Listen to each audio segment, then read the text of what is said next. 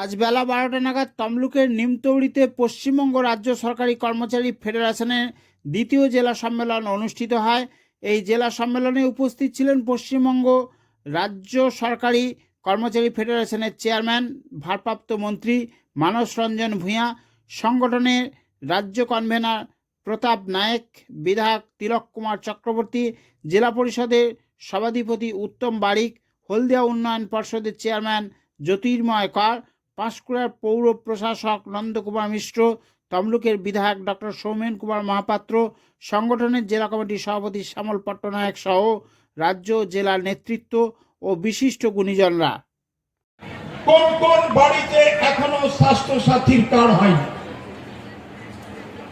আমি ফেডারেশনের পক্ষ থেকে একটা ডকুমেন্টেশন প্রতাপ নায়কের নেতৃত্বে বের করতে চাই, শ্যামলের নেতৃত্বে বের করতে চাই।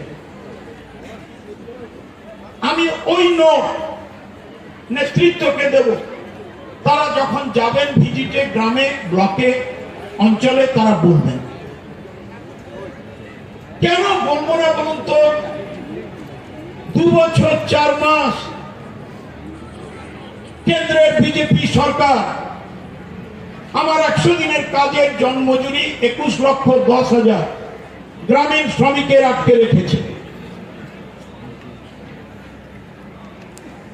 আমাদের নেতা অভিষেক বন্দ্যোপাধ্যায় কলকাতা, দিল্লি সংসদে আন্দোলন করেছেন, ধর্নায় বসেছেন, দিল্লিতে অত্যাচারিত হয়েছেন ধর্না করতে গিয়ে।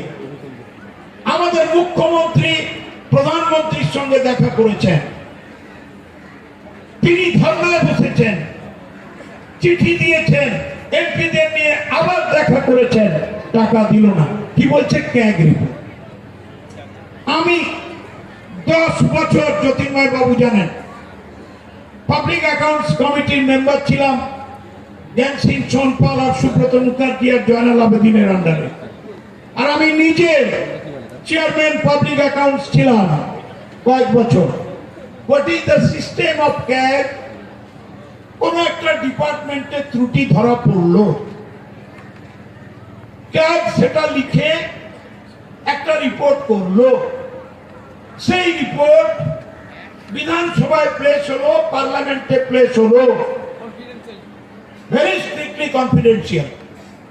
সেই রিপোর্ট পাবলিক অ্যাকাউন্টস কমিটির কাছে রেফার হলো, তারা 1 মাস 2 মাস এক্সামিন করলো, তারা একটা রিপোর্ট তৈরি করবে, করে রিপোর্ট সমেত ওই রিপোর্টকে বাইন্ডিং করে আবার বিধানসভায় পাঠাবে, আবার পার্লামেন্টে পাঠাবে। বিধানসভা এবং পার্লামেন্ট যদি ওটা গ্রহণ করে, তারপর মন্ত্রিসভায় আসবে ফর পাবলিক ডিবেট। এই প্রসিডিয়ারকে মান্যতা না দিয়ে হঠাৎ একটা রিপোর্ট কি না ইউটিলাইজেশন সার্টিফিকেট দেয়নি। আমাদের মুখ্যমন্ত্রী জননেত্রী মমতা বন্দ্যোপাধ্যায়, আমাদের মুখ্য সচিব বিপি গোপালিকা প্রেস কনফারেন্স করে দেখিয়ে দিয়েছেন আমরা প্রতি বছর ইউটিলাইজেশন সার্টিফিকেট দিয়েছি। আচ্ছা আপনি বলুন তো, আপনার কোন একটি কাজের যদি ইউটিলাইজেশন সার্টিফিকেট এমএলএ কোটার কাজ, এমপি কোটার কাজে ডিএমকে না দেন, তারপরের কিস্তি কি টাকা ছাড়ে? ছাড়ে না। তাহলে বলুন বিজেপির কেন্দ্রীয় নেতৃত্ব, আপনারা 16, 17, 18, 19 বলছেন, তাহলে আমরা 6 বছর 100 দিনের কাজে ভারতবর্ষে 1 নম্বর হলাম কি করে? 2, প্রতি বছর আপনারা টাকা দিয়েছেন, সম্পদ বেড়েছে আমাদের, কর্মসংস্থান বেড়েছে আমাদের, সর্বোচ্চ টাকা খরচা করেছি বাংলা।